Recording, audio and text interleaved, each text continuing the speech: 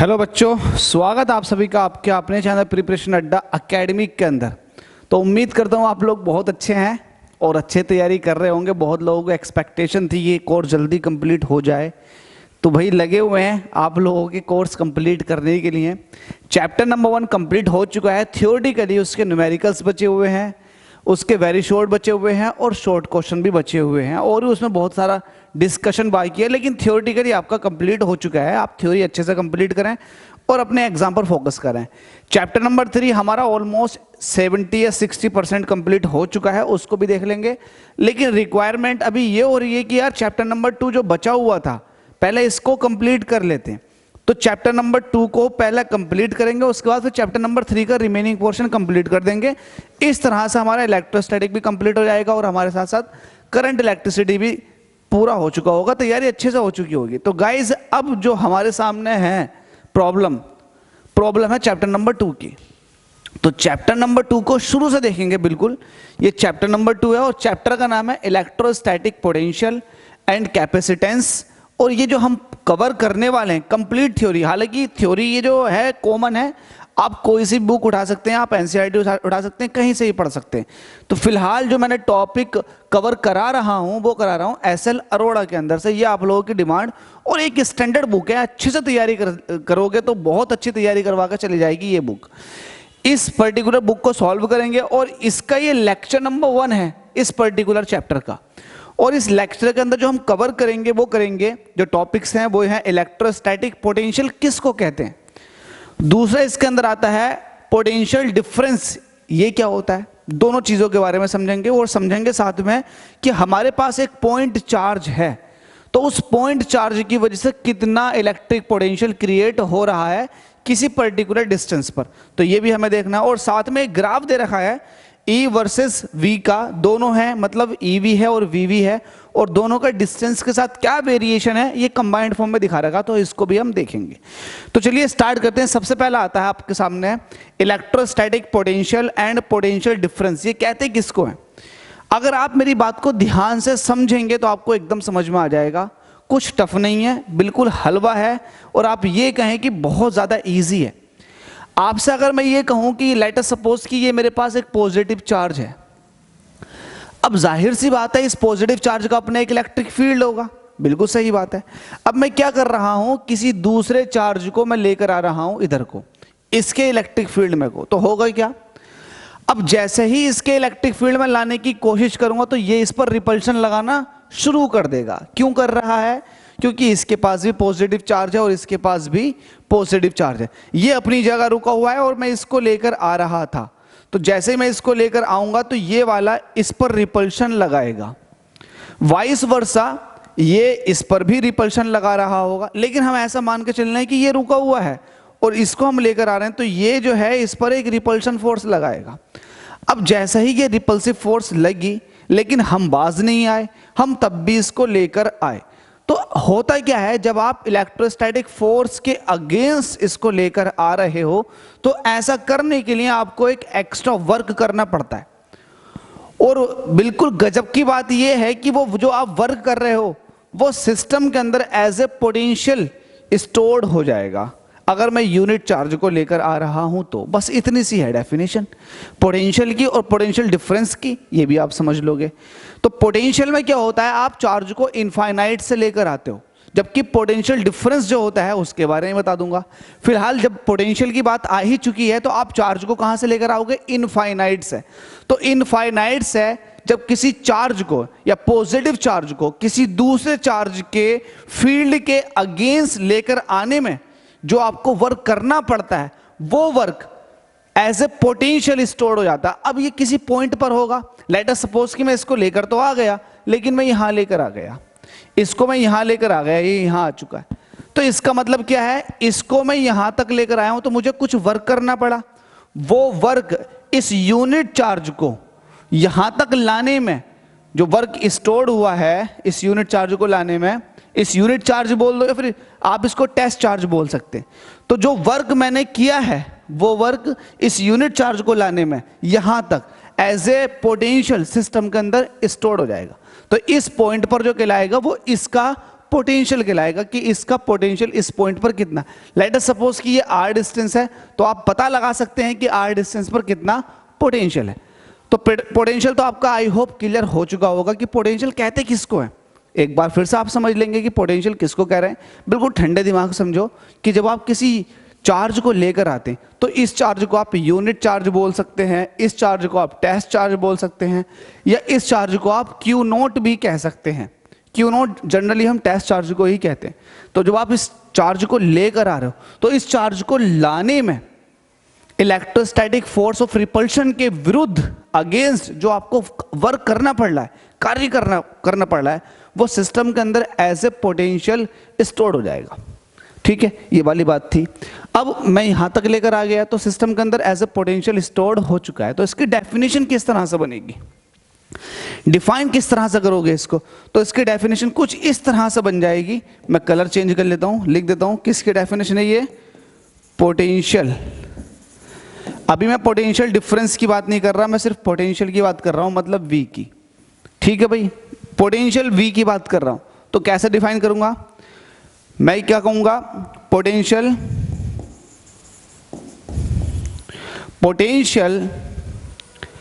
At any point,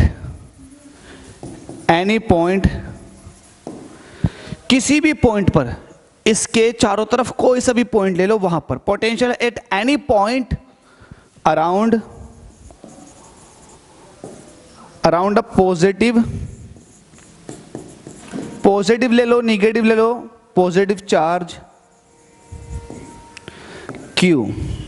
इस positive charge Q के चारों तरफ कोई सा भी पॉइंट ले लो, वहां पर आप पोटेंशियल देखना चाह रहे हो। तो potential at any point around a positive charge Q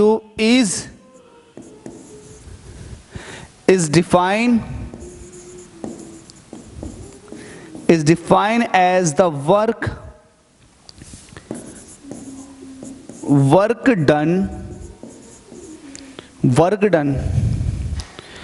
bringing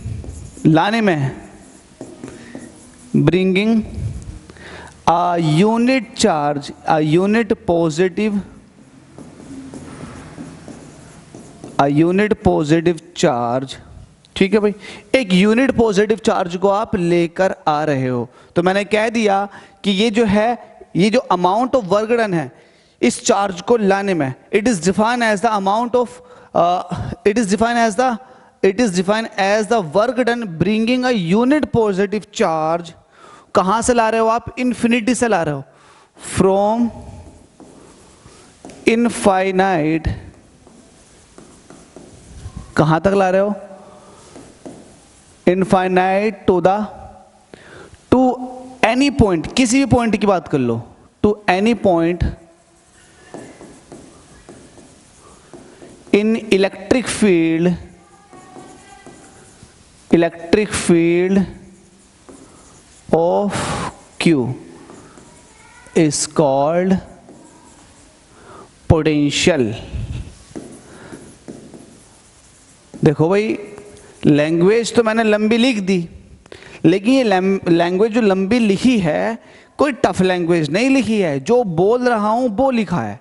मैंने क्या कहा कि भाई हम इसको इनफाइनाइट से लेकर आ रहे थे, ये हमारे पास ये Q चार्ज रखा हुआ है, पॉजिटिव चार्ज है, मैं इसको लेकर आ रहा हूं, तो मैं इसके फील्ड में लेकर आऊंगा। तो इसे लाने में जो मुझे वर्क करना पड़ा है वो इस पॉइंट पर देख लो, इस पर्टिकुलर यूनिट चार्ज के हिसाब से। तो इस पॉइंट पर पोटेंशियल कहलाएगा, ये क्या कहलाएगा, पोटेंशियल।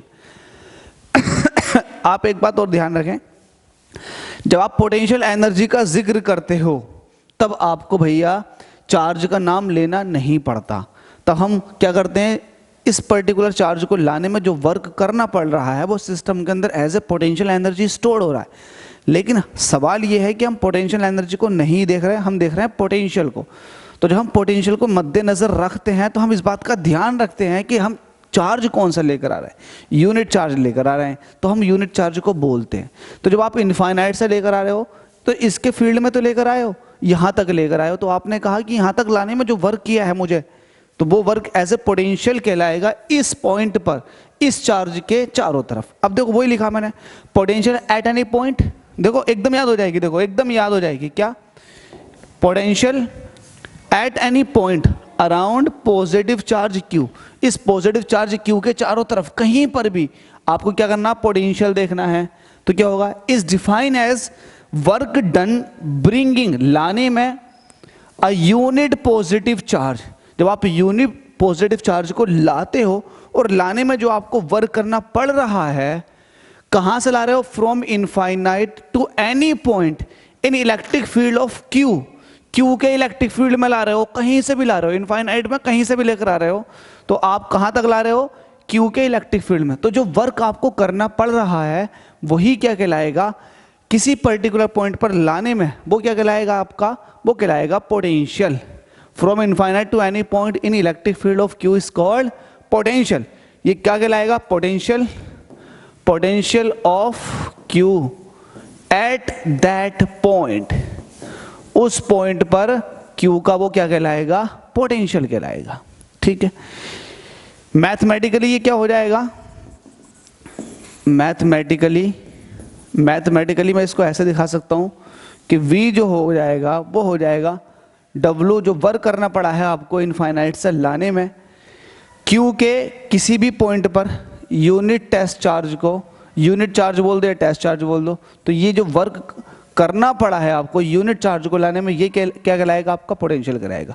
इसका यूनिट देखोगे तो एनर्जी, वर्क जो है एक तरह की एनर्जी, इसको हम जूल बोलते हैं, और जो Q नॉट है ये एक चार्ज है, तो चार्ज होता है कूलाम, तो जूल पर कूलाम। तो मैं इसका यूनिट अगर लिखना चाहूंगा तो यूनिट भी आपके सामने है, जूल पर coulomb.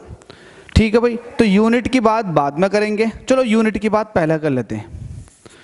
Unit of potential, potential की यूनिट क्या हो जाएगी भाई, ऐसा यूनिट की बात करते हैं तो हमें पता है V इज इक्वल टू क्या होता है, W अपॉन Q नोट। अब यहाँ W का यूनिट क्या हो जाएगा, जूल, और Q नोट का क्या हो जाएगा, कूलाम। तो जूल पर कूलाम ये हो चुका है आपका ऐसा यूनिट किसका, पोटेंशियल का। लेकिन हम जूल पर कूलाम को एक चीज और कहते हैं, क्या कहते हैं, OR। और देखो जूल एक तरह की एनर्जी है, एनर्जी को आप न्यूटन मीटर भी कह सकते हैं, तो न्यूटन मीटर पर कूलाम ये भी आप कह देते हैं, तो न्यूटन मीटर पर कूलाम ये भी है। इसका एक और है, इसको हम वोल्ट भी कहते हैं, क्या कहते हैं, वोल्ट, क्योंकि पोटेंशियल है W अपॉन Q नॉट, तो इसको आप वोल्ट भी कहते हैं। तो इन यूनिटों को याद रखना, एक नंबर में पूछ ली जाती है और बड़ी काम की यूनिट है, बिल्कुल मत भूलिएगा, नजर में रखिएगा। अगर आप ध्यान से समझ रहे हैं, सुन रहे हैं, तो आपको ये ऑटोमेटिकली याद हो चुकी होगी। क्या ये कोई टफ है? मुझे तो नहीं लगता कि ये टफ है, इजी है। अगर किसी को पोटेंशियल समझ में नहीं आ रहा है तो भाई हर एक वीडियो के डिस्क्रिप्शन में टेलीग्राम पर लिंक है, इंस्टाग्राम भी है, फेसबुक पेज का भी लिंक है, तो भाई लिंक पर जाओ, फॉलो करो और वहाँ डायरेक्टली मुझसे बात करने की कोशिश करो। मैं आपकी हर एक बात का रिप्लाई करूँगा, हर एक बात का, किसी बात को इग्नोर नहीं करता हूँ, सबकी बात का जवाब देता हूँ, तो वहाँ समझाने की कोशिश करूँगा। लेकिन मुझे लगता नहीं कि वहाँ तक आपको पहुँचने की नौबत आएगी, क्योंकि मैं इतने डिटेल में डिस्कशन ले गए, 10-12 मिनट में इसको ही समझा दिया, तो भाई ये कहाँ आप बचा होगा। 100% आपकी तैयारी इससे हो जाएगी, अच्छे से हो जाएगी। तो समझ लिया आपने क्या होता है पोटेंशियल, किस तरह से आप कैलकुलेट करते हो। तो ये था आपके सामने पोटेंशियल। अब इसकी डेफिनेशन पूछ ली जाती है, अगर नहीं पूछी जा रही है तो मैं बोल देता हूं कि 1 वोल्ट डेफिनेशन, डेफिनेशन ऑफ 1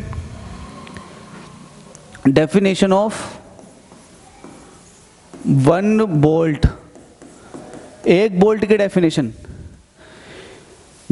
है ऑफ 1 वोल्ट। तो 1 वोल्ट की हम डेफिनेशन जानना चाह रहे हैं, या आप ये कहें 1 वोल्ट पोटेंशियल, इसकी डेफिनेशन OR, और ऐसा लिख सकते हो आप, 1 वोल्ट पोटेंशियल। आपके सामने जो पोटेंशियल है वो कितना वोल्ट है, 1 वोल्ट है। तो इसको डिफाइन किस तरह से करोगे, आपको पता है कि V जो है वो W अपॉन Q नोट है, ठीक है। अब ये क्वांटिटी 1 कब बनेगी, ये 1 तभी बनेगी जब आपके पास W कितना होगा, 1 जूल होगा, और आपके पास चार्ज कितना होगा, 1 कूलाम होगा। तो आप जब इसको यहाँ रखेंगे तब आपके सामने V इज इक्वल टू कितना आ जाएगा, 1 वोल्ट आ जाएगा। क्या ये वाली बात समझ में आ गई? बिल्कुल आ चुकी होगी। W की जगह 1 रखो, Q की जगह 1, Q नोट की जगह 1 रखो, तो V कितना आ जाएगा आपके सामने, 1 वोल्ट। बात समझ में आ गई? अगर बात समझ में आ चुकी है तो अब इसको डिफाइन कैसे करेंगे? देखो, 1 volt potential is defined as, अब डिफाइन बाद में करूँ, पहले समझाऊंगा। अब देखो, अभी तक आप लोगों ने पोटेंशियल की डेफिनेशन क्या समझी? आपने ये समझा कि अगर इनफाइनाइट से किसी टेस्ट चार्ज को, किसी यूनिट चार्ज को किसी दूसरे चार्ज के फील्ड में लाने में जो वर्क करना पड़ रहा है वो एज ए पोटेंशियल स्टोर हो जाएगा सिस्टम में उस पॉइंट पे जहां तक आप लेकर आए हो। तो बस यही था, सब कुछ वही लिख दो। बस इतना कह दो कि जो आप चार्ज लेकर आ रहे हो, पहली बात वो यूनिट चार्ज है, और लाने में जो वर्क करना पड़ रहा है वो 1 जूल करना पड़ रहा है। अगर आप यूनिट चार्ज ला रहे हो, 1 कूलम का चार्ज ला रहे हो और 1 जूल वर्क करना पड़ रहा है, उस कंडीशन के अंदर जहां तक आप लेकर आ रहे हो वहां तक लाने में आपको 1 जूल कार्य करना पड़ा, मतलब वर्क, और 1 कूलम का आपके पास चार्ज है, तो आपके पास उस पॉइंट पर 1 वोल्ट पोटेंशियल होगा। तो बस इसी को लिख दो। 1 volt potential is defined as the work of 1 joule is या has done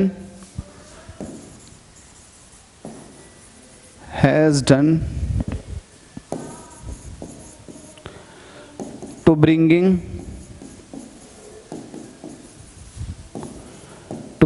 a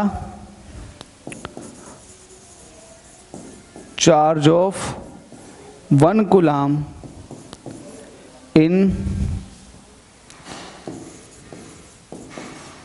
electric field of Q। देखो सीधी सी बात है, 1 volt potential is defined as the amount of work of 1 joule, या amount of work of 1 joule, कुछ भी कह सकते हो। The work of 1 joule has done to bringing a charge of 1 coulomb in electric field of Q। अपनी तरह से define कर सकते हैं। अगर आपको ये लैंग्वेज बिल्कुल अच्छी नहीं लग रही है, भद्दी लैंग्वेज लग रही है, तो आप अपनी तरीके से एक लैंग्वेज बना सकते हैं, लेकिन चीज़ जो मैंने आपको बताई है वही होगी, ठीक है। तो ये आपके सामने पोटेंशियल के बारे में बता दिया, पोटेंशियल के साथ साथ 1 वोल्ट पोटेंशियल को भी डिफाइन कर दिया। अब सवाल ये आता है कि पोटेंशियल डिफरेंस फिर किसको कहते हैं? तो समझिएगा, आपके पास चार्ज ये Q अभी भी है। अब आप क्या करे हो, आप जो है इसके फील्ड में यूनिट चार्ज को लेकर आ गए थे, Q नोट को लेकर आए थे। तो लेट अस सपोज कि ये A पॉइंट है जहां तक आप लेकर आए थे। अब कहां से लाए थे आपको अच्छे से पता है, इनफाइनाइट से लेकर आए थे, आप यहां तक लेकर आए थे। तो यहां पर पोटेंशियल जो निकल कर आया था वो आया था VA, यस और नो? बिल्कुल। अब आप क्या कर रहे हो, अब आप इलेक्ट्रिक फील्ड के अंदर ही हो और एक पॉइंट से दूसरे पॉइंट तक जा रहे हो, किसी दूसरे चार्ज के इलेक्ट्रिक फील्ड के अंदर ही हो और एक पॉइंट से दूसरे पॉइंट तक जा रहे हो। कॉमन सेंस लगाओ, इसके चारों तरफ हर एक पॉइंट पर, ईच एंड एवरी पॉइंट पर पोटेंशियल की कुछ ना कुछ वैल्यू होगी। तो जब वैल्यू है, तो जब यहां से इसके पास कहीं दूसरी जगह जाओगे तो वो डिफरेंस आ गया ना पोटेंशियल का, यहां का पोटेंशियल कुछ और, वहां का पोटेंशियल कुछ और, तो हम उसको बोलते हैं पोटेंशियल डिफरेंस। लेकिन ये तभी मिलता है जब आप इलेक्ट्रिक फील्ड के अंदर ही मूव करते हो एक पॉइंट से दूसरे पॉइंट तक। तो लेट अस सपोज कि मैं इसे उठाकर यहां को लेकर आने की कोशिश की है, तो जब मैं इसको यहां से लेकर यहां तक लेकर आऊंगा तो फिर से मुझे एक एक्सटर्नल वर्क करना पड़ेगा यहां तक लाने के लिए, क्योंकि ये तो इस पर रिपल्शन लगा रहा होगा, तो मुझे एक वर्क करना पड़ रहा होगा। ये वर्क इस पर्टिकुलर चार्ज को लाने में मुझे करना पड़ा है, कहां से कहां तक, A से B तक। तो इलेक्ट्रिक फील्ड के अंदर दो पॉइंटों के बीच जो पोटेंशियल का डिफरेंस होता है ना, जो पोटेंशियल का फर्क निकल कर आता है, उसी को आप एक्चुअल में पोटेंशियल डिफरेंस कहते हो। अब ये पोटेंशियल डिफरेंस निकलता कैसा है? पोटेंशियल डिफरेंस ये निकलता है बाद वाला पोटेंशियल VB माइनस VA, ये हो गया पोटेंशियल डिफरेंस। यहां कितना पोटेंशियल है इसको ले लो, और जहां से आप लेकर आ रहे हो, है ना, उन दोनों का डिफरेंस। तो पोटेंशियल डिफरेंस कैसे डिफाइन करोगे? ये देखोगे कि यहां से यहां तक लाने में आपको कितना वर्क करना पड़ा, वो वर्क, और किसको लेकर आ रहे हो आप ला रहे हो इसको, तो इसको आप डिवाइड में ले जाओ, तो ये कहलाएगा पोटेंशियल डिफरेंस। सही है? तो पोटेंशियल डिफरेंस को आई होप आप अच्छे समझ चुके होंगे किस तरह से आपको डिफाइन करना। अब ये आप कह सकते हैं बड़े सिंपल तरीके से, potential difference between 2 points in electric field may be defined as the amount of work done in moving a unit positive charge from one point to other point against the electrostatic force. ये definition दे रही है आपकी SL के अंदर, तो इसी को आप अच्छे से समझ सकते हैं और इसी को आप अच्छे से लिख सकते हैं। कैसे लिखेंगे? Potential difference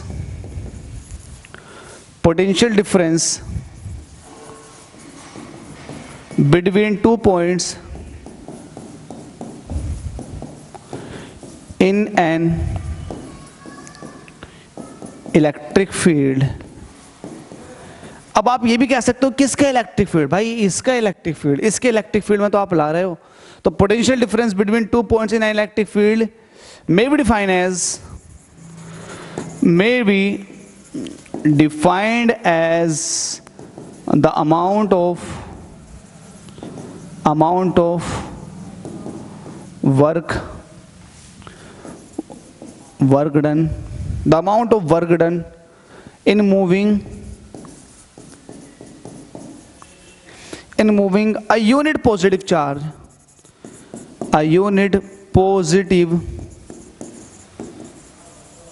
charge from one point to another। अब किसके अगेंस्ट? ये भी लिखोगे आप, अगेंस्ट इलेक्ट्रोस्टैटिक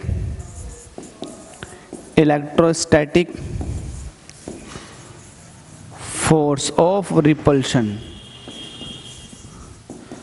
देखो बहुत सारे बच्चों को डाउट हो सकता है कि अगर मैं प्लस की जगह माइनस लेकर आता तब क्या होता?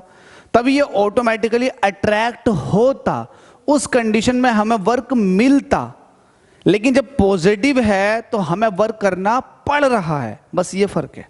ठीक है, तो आप समझ लीजिए potential difference between 2 points in an electric field may be defined as the amount of work done in moving a unit positive charge from one point to another against the electrostatic force of repulsion। ठीक है, आप यहां से यहां तक लेकर आए हो तो इसके फोर्स ऑफ रिपल्शन में यहां पर फोर्स कुछ और लग रही होगी, यहां पर फोर्स कुछ और लग रही होगी, यहां पर पोटेंशियल कुछ और, यहां पर पोटेंशियल कुछ और, इन दोनों के बीच जो निकल कर आएगा वो आएगा पोटेंशियल डिफरेंस। इसका यूनिट निकालेंगे तो जैसा आपने पहले निकाल रखा वैसे निकलेगा, यूनिट ऑफ पोटेंशियल डिफरेंस। कैसे निकालोगे भाई आप? आपको पता है VB माइनस VA ये पोटेंशियल डिफरेंस होता है। यूनिट निकालनी है W अपॉन Q, वही W क्या है? वर्क है, तो ये हो जाएगा जूल, और ये क्या है? कुलाम, तो जूल पर कुलाम। इसको आप जूल को आप न्यूटन मीटर कह सकते हो, न्यूटन मीटर पर कुलाम। इसका एक दूसरा नाम और भी है जिसको आप कहते हो बोल्ट। ठीक है, तो ये वाली बात आप लोग अच्छे से समझ लें। ठीक है, अब इसको यहां ये भी पूछ लिया जाता है 1 वोल्ट पोटेंशियल डिफरेंस से आप क्या समझते हैं? क्या होगा भाई? 1 वोल्ट पोटेंशियल डिफरेंस क्या होगा? सिंपल सा केस है, ये आपके पास बड़ा वाला चार्ज था, आप इसको लेकर आ रहे हो, तो आप यहां से A से B तक लेकर आए ना आए? बिल्कुल लेकर आए। तो आपने वर्क किया, अब ये वर्क कितना किया? लेट अस सपोज कि ये वर्क जो है ये 1 जूल है, और जो आप चार्ज लेकर आ रहे हो उसकी वैल्यू कितनी है? वो 1 कूलाम है। तब उस कंडीशन में इन 2 पॉइंटों के बीच में जो पोटेंशियल डिफरेंस निकल कर आएगा वो आपका 1 वोल्ट होगा। वो कैसे होगा देख लो अभी आपको पता है VB minus VA is equal to कितना होता है? W upon Q naught. अब आप यहां से यहां तक लेकर आ रहे हो, अगर मैं ये कहूं कि यहां से यहां तक लेकर आने में आपको 1 जूल वर्क करना पड़ा है, और जो आप लेकर आ रहे हो वो टेस्ट चार्ज या फिर यूनिट चार्ज उसकी वैल्यू भी 1 कूलाम है, उस कंडीशन में VB माइनस VA की वैल्यू कितनी हो जाएगी? 1 वोल्ट। तो बस इसी को डिफाइन कर दो। कैसे डिफाइन करोगे? इस तरह से डिफाइन करोगे, 1 वोल्ट, सही करके लिख लो, ये मिट जा मिट जा मिट जा मिट जा। 1 volt potential difference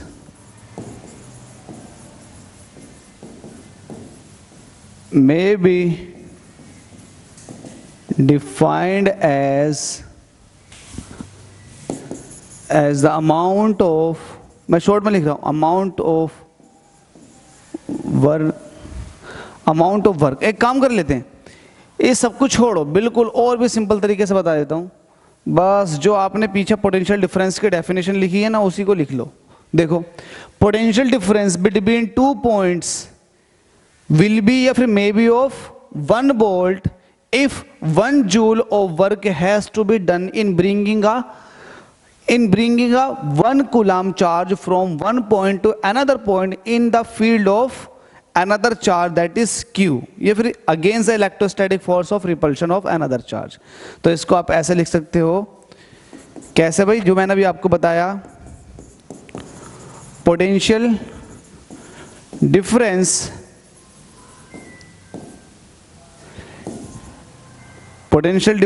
of 1 volt may be defined as 1 joule of work is done. 1 joule of work is done in bringing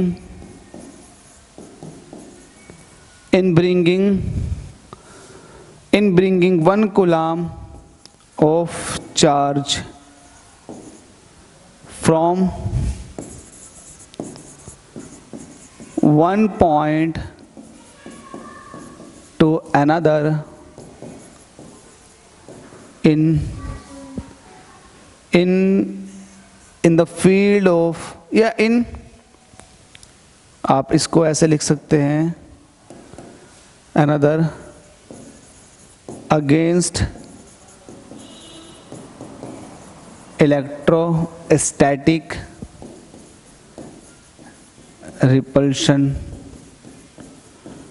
of Q। Q जो है उसके इलेक्ट्रोस्टैटिक रिपल्शन के अगेंस्ट आप लेकर आ रहे हो, तो कुछ इस तरह से लिख सकते हो, potential difference of 1 volt may be defined as 1 joule of work is done in bringing a 1 coulomb of charge from one point to another against electrostatic repulsion of Q। तो क्या ये आपने समझ लिया? आई होप आपने समझ लिया होगा। ये थोड़ा इनमें लिखने में थोड़ा टाइम लग जाता है, वरना कुछ भी नहीं है, आप स्पीड बढ़ाकर देख सकते हैं। तो पोटेंशियल डिफरेंस समझ लिया, पोटेंशियल समझिए, इनकी ऐसा यूनिटों के बारे में जान लिया। अब बात आती है इसकी, ये तो आपने समझ लिया, electric potential due to a point charge. तो हम इसको देख लेते हैं। इलेक्ट्रिक पोटेंशियल, ये डेरिवेशन है, इंपॉर्टेंट डेरिवेशन है। Electric potential due to a point charge, बात कर लेते हैं इसकी। कुछ टफ है क्या ये? नहीं, इसके ऊपर बात कर लेते हैं। मुझे लगता नहीं कि आप लोगों के ये समझ में ना आए, एकदम समझ में आ जाएगा, ऐसा है। बस सब कुछ डेफिनेशन का खेल है। इसको समझने के लिए सबसे पहले आपको ये देखना पड़ेगा कि हम क्या करना चाह रहे हैं। हम इलेक्ट्रिक पोटेंशियल निकालना चाह रहे हैं किसी पॉइंट चार्ज की वजह से। तो लेट अस सपोज कि ये मेरे पास एक पॉइंट चार्ज है, दैट इज Q। इसके चारों तरफ इसका अपना एक फील्ड भी होगा, बिल्कुल सही बात है। अब मैं क्या कर रहा हूं, मैं किसी दूसरे चार्ज को लेकर आ रहा हूं, that is known as unit charge. आप यूनिट चार्ज भी जानते हैं, उसे आप टेस्ट चार्ज भी कहते हैं। तो मैं इन्फिनिटी से लेकर आ रहा हूं उसे, ठीक है। अब उसे मैं कहीं ना कहीं यहां तक लेकर आ गया, मैं यहां तक लेकर आ गया उसे। लेट अस सपोज कि ये पॉइंट जो है ये A पॉइंट है, यहां तक लेकर आ गया। ये मेरे पास Q0 चार्ज था, मैं इसको यहां तक लेकर आ गया। अब मुझे कैलकुलेशन किस चीज की करनी है, ये आपको अच्छे से पता है कि मुझे इसकी वजह से, लेट अस सपोज कि मुझे यहां पर एक P पॉइंट है जो कि इससे R डिस्टेंस पर है। मुझे यहां पर इसकी वजह से पोटेंशियल चाहिए। इसकी वजह से यहां पर पोटेंशियल कितना है, यही तो आप देखते हो और यही आपने पढ़ रखा है। तो इसकी वजह से पोटेंशियल आप तभी निकालते हो जब आपको यह पता हो कि आप किसी यूनिट चार्ज को यहां तक लाने में कितना वर्क कर रहे हो। तो पहले ये तो पता कर लो कि किसी यूनिट चार्ज को यहां तक लाने में कितना वर्क कर रहे हो। तो उसको निकालने के लिए आपको करना क्या पड़ेगा, आपने ये यूनिट चार्ज देख लिया कि क्यू नोट लेकर आ रहा हूं मैं, यहां तक लेकर आ गया, तो आप एक छोटी सी कैलकुलेशन के लिए आप ये मान लीजिएगा कि मैं इसे अब यहां से यहां तक लेकर आया, मतलब इसका डिस्प्लेसमेंट आपने, गाइस ये बंद हो गया था चलते हुए, तो हम कहाँ थे भाई, हाँ हम यहाँ थे कि जब हम इसको इधर को लेकर आएंगे, तो देखो सीधी सी बात है, बात इतनी समझो कि आपको क्या करना है, इनफाइनाइट से लेकर आना है, और जब आप इनफाइनाइट से लेकर आते हो तो आपको वर्क करना पड़ता है। आप बस ये देखो कि मैं यहाँ तक लेकर आऊँगा तो मुझे कितना वर्क करना पड़ेगा, तो उसको आप डायरेक्ट ना कर करके आप थोड़े थोड़े पार्ट में करके दिखाते हैं। आप दिखाते हैं कि लेट अस सपोज कि मैं ए से बी तक आ रहा हूँ, तो मुझे dx डिस्प्लेसमेंट ट्रैवल करना पड़ेगा, उस केस में जो वर्क होगा वो dw होगा। स्मॉल वर्क मिला मुझे, ठीक है अच्छी बात है, लेकिन मुझे फाइनली आना कहाँ पर है, ये आपको पता है P पॉइंट पर आना। ये P पॉइंट जो है Q से R डिस्टेंस अवे है, ठीक है, इतनी सी बात आपको ध्यान रखनी है। आपको ये देखना है कि जब ये Q यहाँ पर है और Q नोट यहाँ पर है, तो इस Q नोट पर कितनी फोर्स लग रही होगी, तो इस Q नोट पर इसकी वजह से एक रिपल्शन फोर्स लग रही होगी इधर की तरफ को, तो ये फोर्स एक्सपीरियंस कर रहा होगा F, ये फोर्स F एक्सपीरियंस कर रहा होगा। कोई दिक्कत है? बिल्कुल दिक्कत नहीं है। इस फोर्स की आप वैल्यू भी निकाल सकते हैं। फोर्स की वैल्यू कैसे निकालोगे? फोर्स की वैल्यू निकालने के लिए आपको यहां से यहां तक की डिस्टेंस पता होनी चाहिए। तो लेट अस सपोज कि डिस्टेंस कितनी है, ये x डिस्टेंस है, तब फोर्स क्या होगा 1/4 पाई एप्सिलॉन नोट, दोनों चार्जों का ऊपर प्रोडक्ट q नोट और नीचे डिस्टेंस का स्क्वायर। बिल्कुल सही है, यही आपको सिखाया और यही आपको पता है कूलामिक फोर्स ये होता है। तो आपने फोर्स का देखा, इस तरफ को एक्सपीरियंस हो रहा है फोर्स इस पर, और इसका डिस्प्लेसमेंट इधर को हो रहा है। तो फोर्स और डिस्प्लेसमेंट के बीच में जो एंगल बन रहा है वो बन रहा है 180 डिग्री का। देख, फोर्स उधर को लग रहा है, खींच कर आप इधर को लेकर आ रहे हो, तो एंगल कितना बना 180 डिग्री का। तब उस सूरत हाल में जब आप वर्क निकालने के लिए जाते हो, तो देखो मैं स्मॉल वर्क की बात कर रहा हूं, तो DW की बात कर रहा हूं, तो वर्क कैसे निकालते हो? ये होता है फोर्स F इंटू DX, इनका डॉट प्रोडक्ट होता है या नहीं होता? बिल्कुल होता है। फोर्स और डिस्प्लेसमेंट का डॉट प्रोडक्ट होता है, ये आपने 11th में सीखा होगा। जब आप इसको ओपन करोगे तो ओपन करने से ये हो जाता है F DX, और F और DX के बीच में जो एंगल बना है उसको आप कोस के साथ ले लेते हो, यही तो होता है। बिल्कुल सही फरमाया आपने। तो DW स्मॉल वर्क आप निकालना चाह रहे हो, तो F की वैल्यू कितनी है आपके पास, ये देखो, ये आपके पास, चलो इसको भी ऐसे रहने दो, dx भी ऐसे रहने दो, cos 180 डिग्री की वैल्यू होती है -1, तो ये आपके सामने आ जाएगा माइनस का F इंटू dx। देखो जब आप एक स्मॉल डिस्प्लेसमेंट ट्रैवल कर रहे हो तो आपको स्मॉल वर्क डन करना पड़ रहा है। अब जब आप यहां से यहां तक लेकर आओगे तो आपको बहुत ज्यादा वर्क करना पड़ेगा और बहुत ज्यादा डिस्टेंस भी आपको कवर करनी पड़ेगी। तब मैं कंप्लीट वर्क के लिए, है ना, वर्क डन मैं लिख देता हूं, वर्क डन in bringing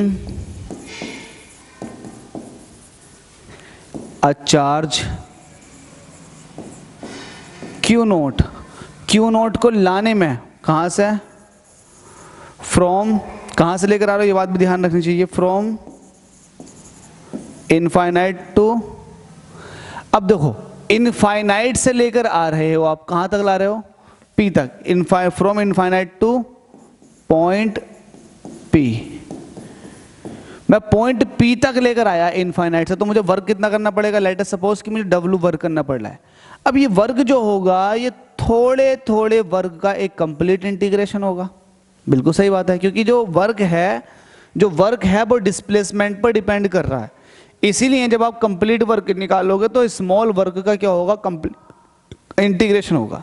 अब इंटीग्रेशन करने के लिए जाओगे तो इंटीग्रेशन में ये देखा जाता है कि आप कहां से कहां तक देख रहे हो, तो आप इनफाइनाइट से आ रहे हो और कहां तक आ रहे हो, आप R तक आ रहे हो, बस सही है। आपको इनफाइनाइट ऐसे रहने देना, R यहां रख देना, DW की वैल्यू को आप रख देना, इक्वेशन फर्स्ट कह करके DW की वैल्यू को आप यहां रख दो, तो हो जाएगा माइनस का F इंटू DX। ठीक है, इसको इक्वेशन 1 कह रखा आपने। अब यहां से आप ये देखो कि ये इनफाइनाइट ऐसे रहेगा और ये आर भी ऐसे रहेगा, माइनस ऐसा आ जाएगा। एफ की वैल्यू कितनी है, एफ की वैल्यू वहां पर कितनी थी, 1/4 पाई epsilon naught Q Q naught upon x square, और dx ऐसे ही चल रहा। इस इंटीग्रल को सॉल्व कर लो और भाई अपने डेरिवेशन का आंसर पा लो। जिसके रिस्पेक्ट में हम इंटीग्रेशन कर रहे होते हैं हम उस टर्म को रोकते हैं, बाकी सबको एज ए कांस्टेंट बाहर निकाल देते हैं। तो यहां पर क्यू क्यू नॉट भी कांस्टेंट है, 1/4 पाई एप्सिलॉन नॉट भी कांस्टेंट है, तो हम सबको बाहर निकाल देंगे, बचेगा सिर्फ 1/x स्क्वायर। तो इसको लिख लो, W is equal to minus चल रहा है, ऊपर से क्यू क्यू नॉट आ चुका है बाहर की तरफ को, नीचे से 1/4 पाई एप्सिलॉन नॉट आ चुका है। अब इंटीग्रल रह जाएगा, इनफाइनाइट से कहां तक आ रहे हो आप, r तक, 1/x स्क्वायर रह गया और साथ में उसके साथ dx भी लगा रह गया। इसको सॉल्व करने के लिए आप एक सिंपल सा फॉर्मूला अप्लाई करते हो। फॉर्मूला तभी लगता है जब फॉर्मूले की तरह चीज दिखाई देती है, तो फॉर्मूले की तरह बना लेते हैं इसको। ये मेरे पास लिमिट लगी हुई है इंटीग्रेशन की, 1/x स्क्वायर, जब x स्क्वायर को ऊपर को लेके जाएंगे तो x की पावर -2 इंटू dx दिखाई देगा। इंटीग्रेशन का एक छोटा सा फॉर्मूला है, उसको बता देता हूं, उसी को आपको अप्लाई करना। जब आप इंटीग्रेशन करते हो x की पावर n का, x के ऊपर कुछ भी पावर हो सकती है, प्लस की हो सकती है, माइनस की हो सकती है, फ्रैक्शन में हो सकती है, और आप x के रिस्पेक्ट में इंटीग्रेशन कर रहे हो, तो इसका फॉर्मूला होता क्या होता है, पावर में एक ऐड हो जाता है और जो टोटल पावर है वो नीचे भी आ जाती है। तो वैसे ही आपको यहां पर करना, करो। कैसे करेंगे आप, जल्दी से देखते हैं। W is equal to minus Q Q naught, ये ऐसे ही चलता रहेगा, 4 पाई एप्सिलॉन नॉट, ये ऐसे ही चलता रहेगा। और जब आप इंटीग्रेशन सॉल्व कर देते हैं तो फिर ये लिमिट हट जाती है, कुछ इस तरह से लिमिट आ जाती है ब्रैकेट के चारों तरफ। तो मैं इसको अब इंटीग्रेशन का साइन ना लगा करके मैं इस तरह से दिखा दूं, क्योंकि मैं इसको अब सॉल्व कर रहा हूं। ये x की पावर -2 है, तो इसकी पावर में अपनी तरफ से एक ऐड कर दो, और जो ऊपर पावर आई है उसे नीचे भी आप एज इट इज लिख दो। ये तरीका होता है, पावर में एक ऐड कर दिया और जो पावर है वो नीचे भी आ चुकी है। जो लिमिट है, लिमिट वो यहां आ जाएगी नीचे की तरफ को, इनफाइनाइट से r तक। ठीक है भाई, किसी को कोई प्रॉब्लम नहीं आएगी, चाहे बायोलॉजी वाला ही क्यों ना हो। ठीक है, तो W इज इक्वल टू क्या हो जाएगा, माइनस का Q Q naught upon 4 pi epsilon naught. जिन लोगों की कैलकुलेशन खराब है वो लोग भी आसानी से समझ सकते हैं। -2 में से +1 निकालोगे तो -1 फिर भी रह जाएगा, और नीचे भी -1 रह जाएगा। इनफाइनाइट से r तक आपकी ये लिमिट है। ये माइनस इस वाले माइनस को प्लस कर देगा। ठीक है, तो W इज इक्वल टू निकल कर आ जाएगा Q Q naught upon 4 pi epsilon not, यहाँ है x की पावर -1, जिसका मतलब होता है 1/x। x की पावर -1 का मतलब क्या होता है, 1/x। x की पावर -2 का मतलब होता है 1/x स्क्वायर। x की पावर -3 का मतलब होता है 1/x की पावर 3। ठीक है भाई, और लिमिट ऐसे ही चलती रहेगी, इनफाइनाइट ये है और r ये है। अब मसला आता है लिमिट को सॉल्व करने का। तो लिमिट जब सॉल्व की जाती है तो कुछ इस तरह से सॉल्व की जाती है, W ऐसे ही रहेगा, क्यू क्यू नॉट अपनी जगह ऐसे ही चलता हुआ रहेगा जैसे चल रहा है, क्योंकि ये कांस्टेंट बाहर की तरफ। तो ये लिमिट जब हम सॉल्व करते हैं तो x की जगह ये लिमिट की वैल्यू रखते हैं। पहला सॉल्व करते हैं तो अपर लिमिट रखते हैं, बाद में हम लोअर लिमिट रखते हैं। तो upper limit minus lower limit, तो अपर लिमिट x की जगह हो जाएगा r, माइनस लोअर लिमिट रखेंगे तो x की जगह हो जाएगा इनफाइनाइट। ठीक है भाई, ये वाली बात आप समझ लो। तो W इज इक्वल टू आपके सामने क्या निकल कर आ चुका है, W इज इक्वल टू आ चुका है क्यू क्यू नॉट अपॉन, नीचे क्या था, Q Q naught upon 4 pi epsilon not, और आपने यहां कर दिया 1/r माइनस 1/इनफाइनाइट। ठीक है भाई, समथिंग अपॉन इन्फिनिटी का मतलब होता है 0। तो ये Q Q naught upon 4 pi epsilon not, और जब 0 हो चुका है तो किसी में से 0 निकाल दोगे तो वही टर्म रह जाती है सिर्फ। तो ये बचा हमारे पास 1/r।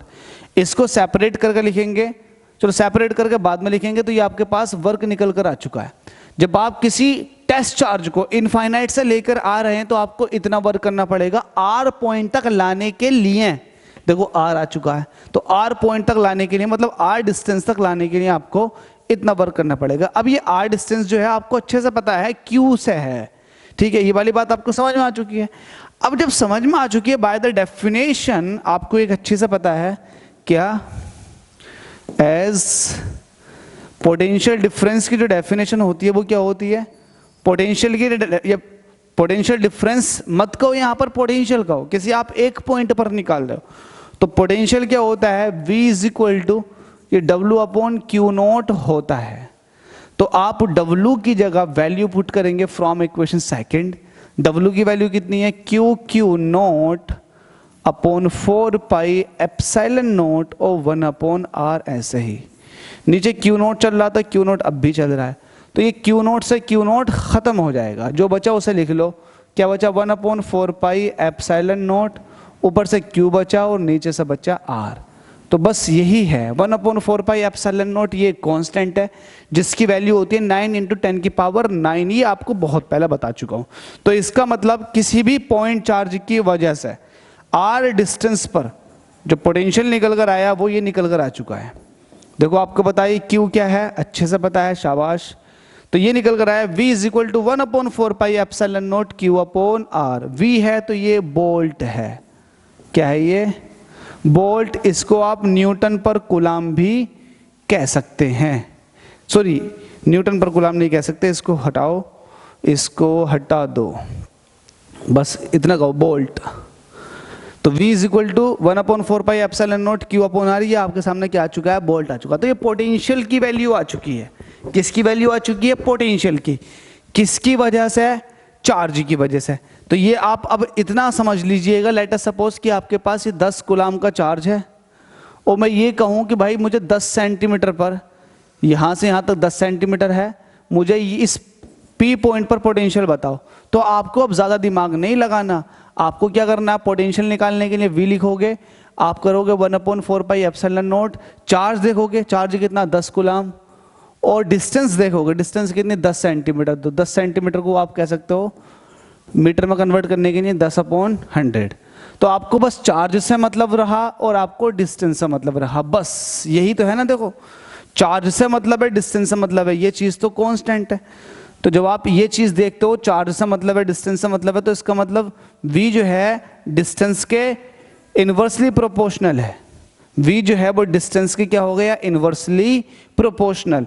इसका मतलब ये हुआ कि अगर एक चार्ज है और उससे जैसे जैसे दूर चले जाओगे आप, तो पोटेंशियल की वैल्यू भी घटती चली जाएगी। यही तो है, जैसे जैसे डिस्टेंस बढ़ेगी वैसे वैसे पोटेंशियल की वैल्यू क्या होती चली जाएगी, कम होती चली जाएगी। इस चीज़ को मैं यहाँ दिखा देता हूँ, देखिएगा, मैं इसको बना रहा हूँ कि ये डिस्टेंस जा रही है इधर को और ये है पोटेंशियल।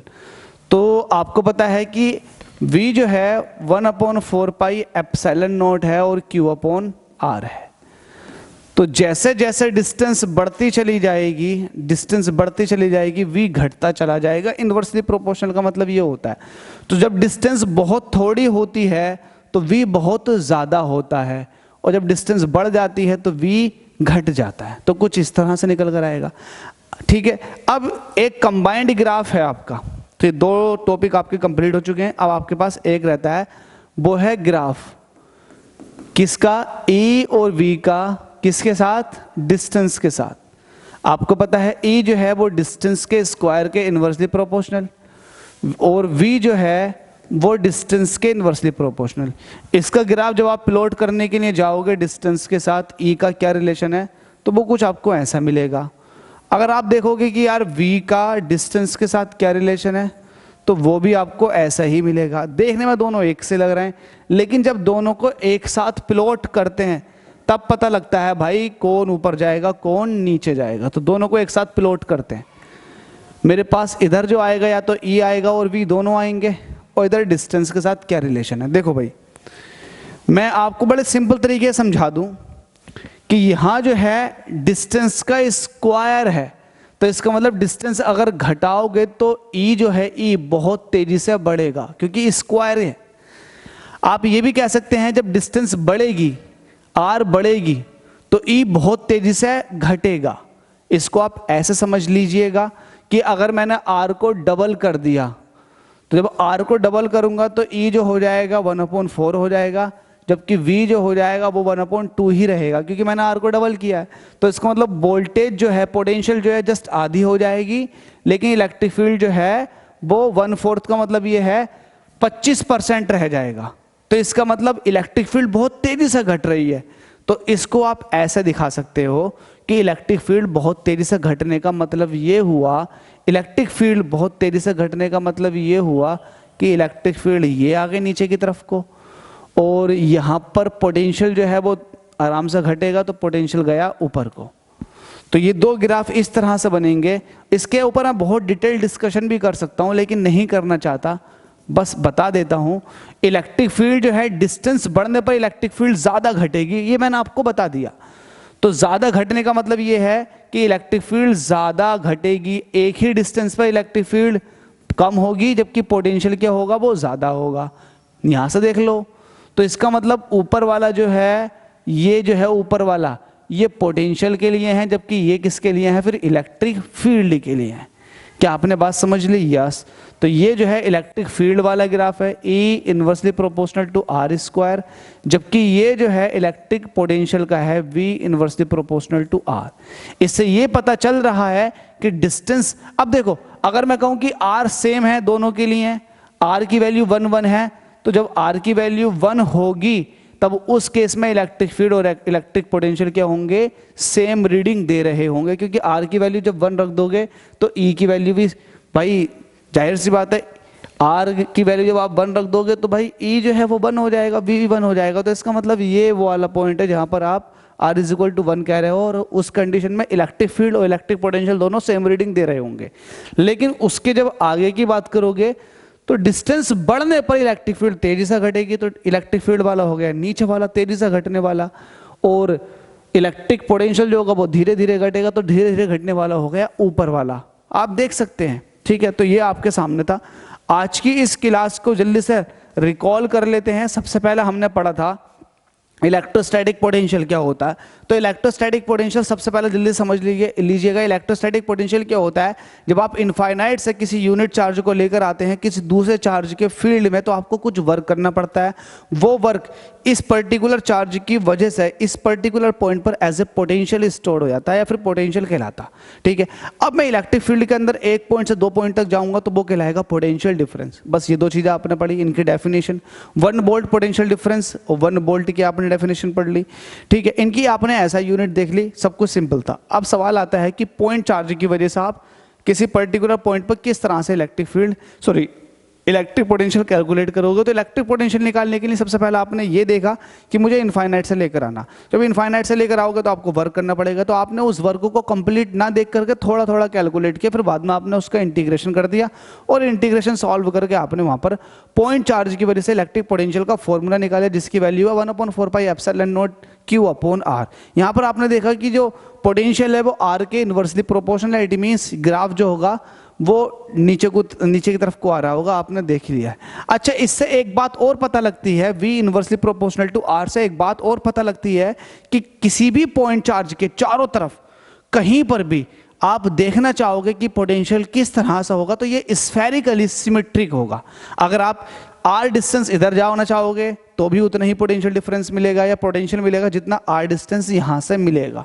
तो इसका मतलब डिस्टेंस पर डिपेंड कर रहा, तो सिर्फ डिस्टेंस, अगर इक्वल डिस्टेंस है तो इक्वल पोटेंशियल निकल कर आ जाएगा, सीधी सी बात है।